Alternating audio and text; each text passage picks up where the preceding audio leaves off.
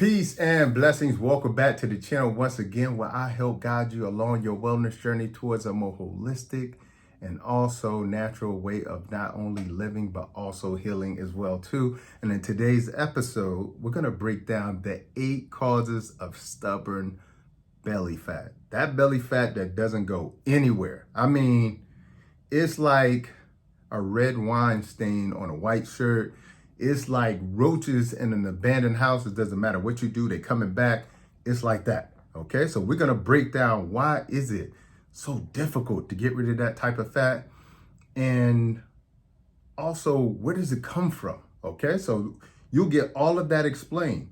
It'll explain why you got that high belly. So if your belly really high or you got that low belly.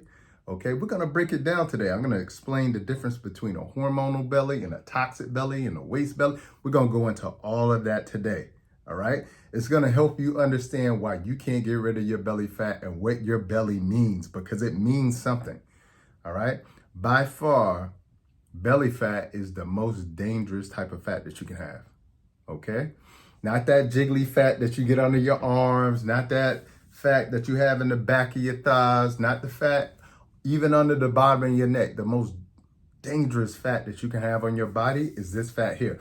Now, specifically, not the fat that's directly under the skin, which is subcutaneous fat. Okay, so not the subcutaneous fat, but what's wrapped around the vital organs. That's the kind of fat that's very dangerous. It's called visceral fat. That's the kind of fat that leads to metabolic disease. That's the kind of fat that leads to heart attacks and strokes. That's the kind of fat that leads to the big C word, cancer as well too. All right, so this is why when I see somebody with belly fat, depending on how it's sitting, high, low, depending on where the fat is in the body, it'll tell you what the person is eating. Okay, now that's a whole nother video. All right, so let's get into first, why is it so difficult to lose that type of fat? Let me explain why it's so difficult to lose it, and then we're gonna get into the 8 causes of that stubborn belly fat. The reason why it's so difficult to lose that kind of belly fat is because when you're collecting that fat on the body, there's also something else going inside of that fat. And what that something is going inside of the fat is what makes it so difficult to get rid of, okay? And that something specifically is toxins, okay? Whenever you're introducing toxins into the body is having to figure out where to put these toxins, okay? So whenever you go to the supermarket and you buy something in a box, bag, can, jar, etc., and you read the label and there's something in there that doesn't look real or you can't pronounce it, it sounds like chemistry, it's because it is. That chemistry is going inside of the fat. Okay, not every time you buy one thing. I mean, it could be the seasonings, and I mean, you put together a meal, it may have 14 different things in there. And you know that one box can contain 50 ingredients. So multiply 14 times 50, and that's the amount of toxicity you could be potentially putting in your body. All right, so just next time you're making a meal, I want you to get a piece of paper, put it down, write down everything you can't pronounce or you don't know what it is. Write them all down, all of the ingredients you put in there. All right? I want you to count them up, and then that's the amount of potential waste that toxicity you're putting in your body.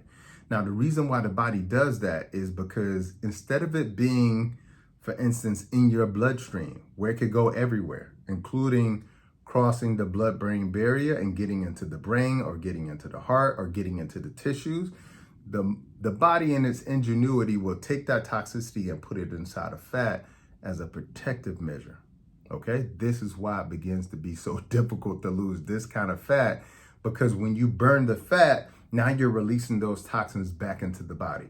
And I'll tell you, because most of the toxins that we're introducing to our bodies, okay, is in the form of food, this is why the bulk of that toxicity is concentrated in the fat around this area, okay? So this is why belly fat is so difficult, because again, when your body begins to break down the fat, now it's sending all of this toxicity, it's releasing all of this toxicity that was in the fat. If you don't have elimination channels open, Okay, elimination channels being your bowels. Most people are constipated. Elimination through your skin, elimination through your lungs, elimination through your liver, or the breakdown of those materials further into metabolites to be excreted from the bodies, the elimination through your lymphatic system, the elimination through the urinary system, urinating. If you don't have elimination channels open, and most people's kidneys, liver, lymphatic system, bowels are pretty much stagnant, this is why the body resists. This is why the body resists breaking down that fat or burning that fat. Okay, so we'll get into that a little bit later, but this is why it's so stubborn.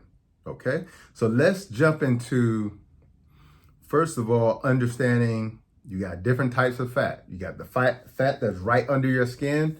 For the most part, you can just switch up your diet a little bit and get your workout on. And most of the fat, if you're consistent and get rid of the toxic foods, most of the fat right under your skin will begin to melt away over time, okay?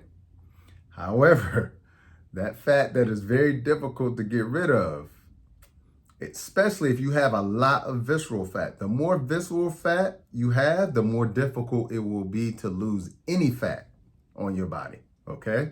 So again, it's just really important to make that distinction between those two, subcutaneous fat versus visceral fat. That's the difficult fat, the fat that's wrapped around your organs, which is the most dangerous fat, okay? Now, we're gonna get into the 8 types of stubborn belly fat. And as we're going through these 8, what I want you to think of is you could be a combination of 2 or 3 or even more of these different types of bellies, okay? So as I go through these, I want you to kind of write down, okay, number 1 sounded very familiar. Number 3 sounded very, that's what I want you to do. So then when you get ready to go back, what you could do is say, okay, this is where I need to focus my attention on so I can get this summertime fine body, all right? And then I got a little special something for you at the end, all right? So number 1, the number 1 stubborn belly fat is what I call the sugar belly, AKA insulin resistance belly, okay? That's probably today the most prevalent belly there is, okay? The sugar belly, the AKA insulin resistance belly. And it's because of people's infatuation with carbs, okay? Especially refined carbohydrates, breads, pastas, rice.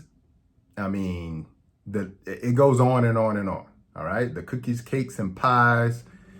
People will say, I don't eat a lot of that. And then when they start to actually write down what they're eating, they're realizing that probably 60% of their diet is refined carbohydrates, okay? And they're drinking sugar, they're eating sugar, and they don't realize it. They think that, okay, I got this tea or I got this juice, okay? And that juice, which has added sugar in it that they don't think about because it has a really cool logo on the front, but if you read the back, it'll tell you everything. This is what's creating that sugar belly for a lot of people, okay? And that sugar belly that started with a sweet tooth that led to a sugar belly is what created insulin resistance. And this is coming from eating a load of carbs. And most people have a sugar addiction that they won't admit to because sugar is the socially accepted addiction. Okay, if I tell somebody I ate a tub of ice cream, I was sad, they don't ask me about the ice cream. They ask me about, well, did it make you feel better? Or I've been there before, okay? They don't realize what they've done to their body. So number 1, the sugar belly, okay? Ask yourself, do I have a sugar belly, all right? Number 2, okay? The number 2 stubborn belly fat is a poop belly, okay?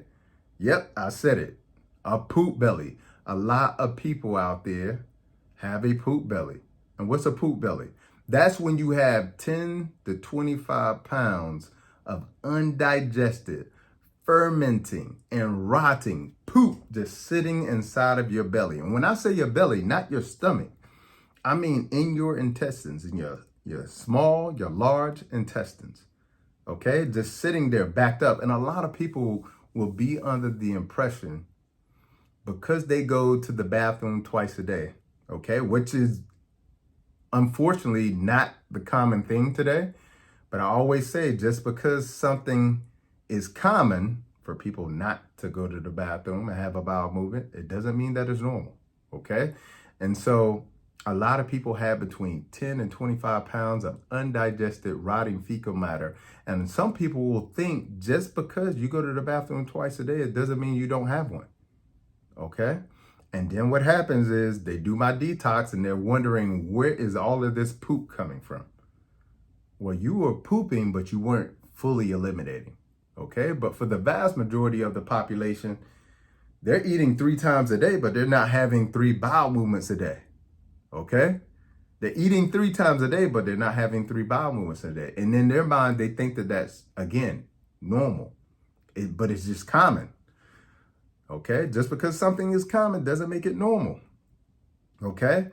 You should have a bowel movement every time you have a meal, okay? That is normal, okay? May not be your norm, but it is normal for the digestive system. That's how it should work, all right? You put food in the body, okay? It goes into the stomach to help break it down. It goes into the small intestines to help further break that mush down.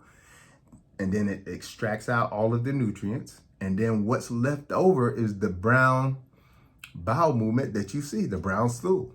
Okay, that's what should happen every time you eat.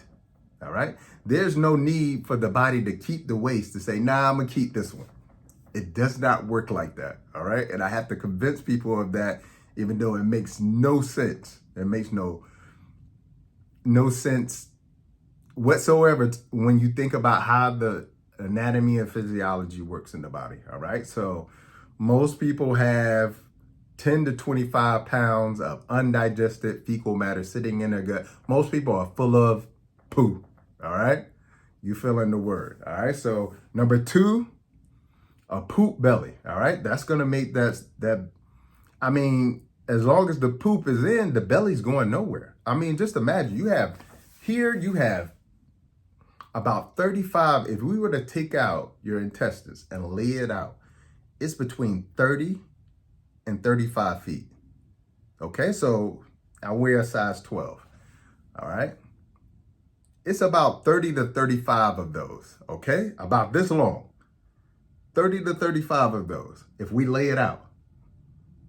If that's full of poo, then it makes sense your stomach is going to be big and you're going to have a belly. All right, so that's what I mean by the poop belly. Number 2, that's probably the second most prevalent belly that people have. All right. Number 3, a stress belly. All right. This is the one that nobody looks for, a stress belly. People don't think that their stress turns into dis-ease, but everybody knows you can stress yourself into depression. Okay. They know that for sure. And if you can stress yourself into a mental condition that causes you to want to harm yourself or not think highly of yourself, if you can change how you think by simply having stress in the body, or a better example, you can stress yourself into a ulcer. Everybody knows that. I can get so stressed, I can create an ulcer in my stomach, okay? And that ulcer could perforate my stomach, could perforate my bowels, okay? And that could end my life, okay? That's stress. That's from here, okay? But what people don't think about is what that stress is creating in the body. Whenever you stress, it's going to create stress hormones, particularly cortisol, okay? Cortisol is the stress hormone that when you stress is going to create cortisol, all right? And what does cortisol do?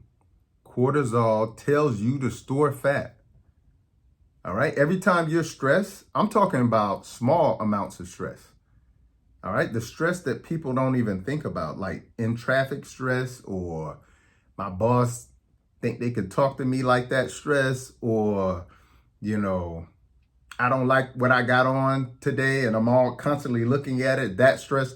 This is the kind of stress that's unfortunately taking seconds, minutes, hours, and days off of our life. And people don't even realize it. And so as we're increasing these stress hormones are acidic to our bodies. All right, they're acidic to our bodies, and particularly cortisol will tell the body to store fat. It says store fat no matter what you're doing, no matter how hard you work out or even what you eat. If you're stressing yourself, it will tell your body to make fat out of even the healthy food that you're taking into your body.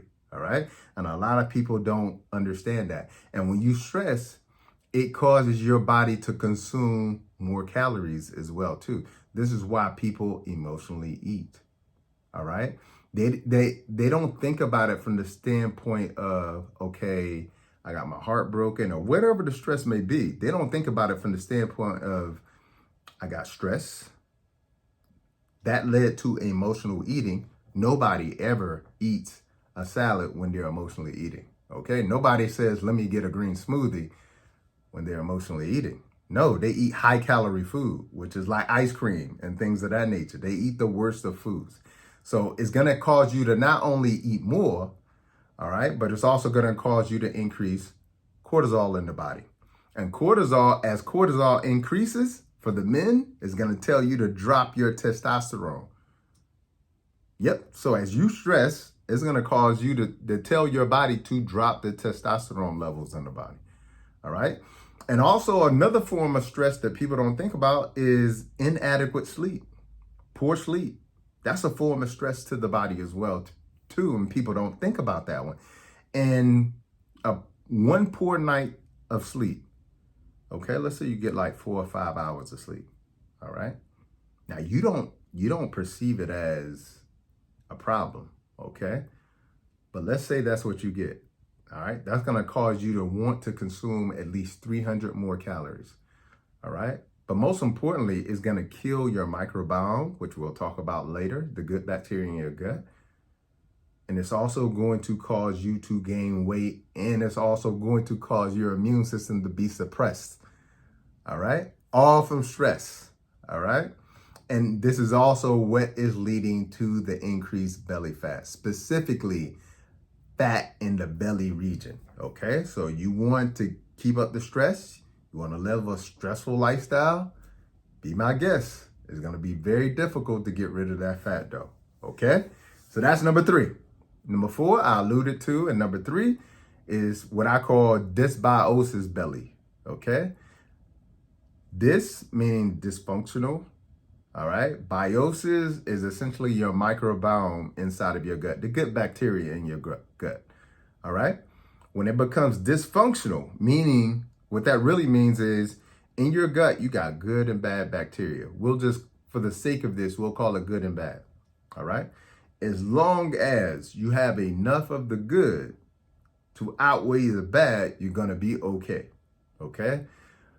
But due to a lot of lifestyle habits and choices, we do things that essentially just take out the good and leaves behind the bad. Okay. And as you take out the good and leave behind the bad overgrows. Okay. And we'll get into some of those different type of bacteria and even fungus that could overgrow. But essentially, this will cause you to have a belly. Okay. What people don't understand about your microbiome, the good bacteria in your gut, it's responsible for not only your immune system, 70 to 80%, but it's also responsible for breaking down your food. You got certain bacteria that help break down proteins, certain bacteria that help break down fats, certain bacteria that help to deal with glucose, sugars. Okay? And again, as you get this dysbiosis, it's unfortunate that it's going to take out those bacteria. And now you're not going to be able to break down those foods. And now that you're not able to break down those foods, if you can't break it down, you can't eliminate it. And if you can't eliminate it, you're going to have that poop belly that I talked about in number 2. So it's just really, really important. What causes dysbiosis belly or causes the good bacteria to be knocked out? Antibiotics. Okay. 1 round of antibiotics can kill your gut bacteria for 2 years. Okay. So if you've taken antibiotics, you have to be very intentional about reestablishing that good bacteria or your microbiome in your gut. Hugely important. This is also why it's so important that you don't loosely take antibiotics. I'll tell you, most doctors you go into, If you tell them you got a cold, they're giving you a Z-Pack. And if you come back the next month with the same cold, they're going to give you another Z-Pack. They're very loose with it. This is what creates what is called antibiotic resistance, to the point where it's unfortunately not only will the antibiotics not work anymore, okay, when you come back, that's the resistance that occurs, but it's also just ruining your gut lining and the microbiome as well too. This is also what leads to a leaky gut. So antibiotics can cause it. If you've taken antibiotics in the last 2 to 3 years and didn't do something actively to reestablish your microbiome, okay, this could be your dysbiosis belly. All right, gluten, eating a lot of gluten. Gluten is in any kind of bread, cookies, cake, pies, pastas, the list goes on and on. Okay, so eating a lot of gluten. Some of you shouldn't be eating any gluten. As a matter of fact, nobody needs gluten. And most people have, even if they don't have gluten, sort of a gluten allergy, like, celiac disease, a lot of us are intolerant to gluten, which means that it causes inflammation, but you don't know it's causing the inflammation, but the inflammation is the bloating that you're seeing in your belly. All right, so gluten is your trash diet, okay? Eating a lot of ultra processed foods, okay? Box cans, jars. Stop trusting a system that literally is built in collusion and thrives off of your struggle and your pain. All right, we got a food system that feeds us trash. Okay, they feed our kids trash in schools. They feed us trash as the adults. They feed prisoners the same trash as well too. All right, and when they feed us that food, it's cheap food. All right, that's banned everywhere else. Check out my last video where I talk about all the foods that are banned. All right, cheap food that is banned in most other countries. All right, and that food does not break down. That's where you get the poop belly from. It can't break down. It can't be eliminated. All right, but that food is full of food chemicals, and those food chemicals kill your gut. All right, they kill your microbiome. They inflame your gut. They cause your gut to be loose and leaky as well too. So that's a big thing, and that's what causes the big bloat belly as well too. So dysbiosis belly is something that could be your issue as well too. All right. Number 5, hormonal belly. All right, hormonal belly. That's typically coming from when your body is estrogen dominant. This could be for both women and men, okay? Because a lot of men are having a lot of estrogen in their body, and that's coming from shampoo and, hygiene products. That's coming from plastics. Most of everything we get is in plastics. That plastic breaks down into the food, okay? That plastic is constantly breaking down, and that plastic has these estrogen compounds that are called xenoestrogens. They also have what are called obesogen compounds too. Obesogen, yeah, because they make us obese, okay?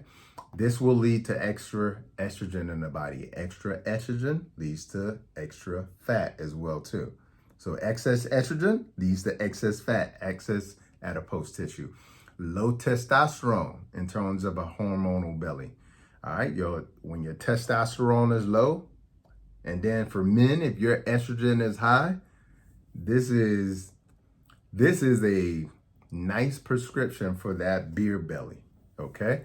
And we'll talk a little bit about how you can get that same beer belly from something else as well too in number 8. So hold tight for that. Okay, but low testosterone and high estrogen could cause that bloated hormonal belly as well too. Hormonal belly in terms of like cortisol and insulin, which I talked about before, but cortisol and insulin are hormones. Okay, people forget that. Okay, but when you eat a lot of sugar, it causes the pancreas to release a lot of insulin. When you stress a lot, all right, that causes the body to produce a lot of cortisol. These are both fat storage hormones. All right, so you have to be careful about that one. And then thyroid. A lot of people have thyroid dysfunction, whether it be hypo or hyper. this could lead to that hormonal belly as well too. So that's really important. That's number 5. Number 6, late night belly. Okay, you eat a lot late night. All my people who like to eat late night, who like to snack late night. Okay, this is for you. All right, eating late will lead to a belly. All right, so my recommendation: don't eat after 7. All right, give your body enough time to digest its last meal, and give your body enough time to have a period of fasting while you're asleep, okay, to break down that food and metabolize that food, all right? And that alone will change so much, not eating after 7. And if you're a little bit brave, I'll cook that up maybe another hour. Don't eat after 6. Do it for 2 weeks and watch what happens. That's my challenge to you, all right? Number 7, vitamin D belly. Yes, you can have a belly based off of a vitamin D deficiency. All right. So that's hugely important as well, too. They've seen in trials and studies that inadequate vitamin D is correlated to also insufficient testosterone levels as well, too. All right. So that's hugely important, too. All right. So I just want to let you know that your low vitamin D could be causing you to have low testosterone, which could cause a hormonal belly. All right. And specifically, it's linked to belly fat, the kind of belly fat that I mentioned before that's very dangerous, that visceral belly fat. All right. So that's hugely important as well, too. All right. Number 8 is the parasite candida belly, our last one for today. All right. So that parasite candida belly. Now, if your body is full of parasites and yeast, which is candida, then you're going to have a belly, all right? Because not only are the parasites causing inflammation in your gut, but they're stealing all of your nutrients. So all the food you're eating, they're stealing your iron, they're stealing your magnesium, they're stealing all of your nutrients. This is what leads to a lot of actual deficiencies, including vitamin D deficiency. All right.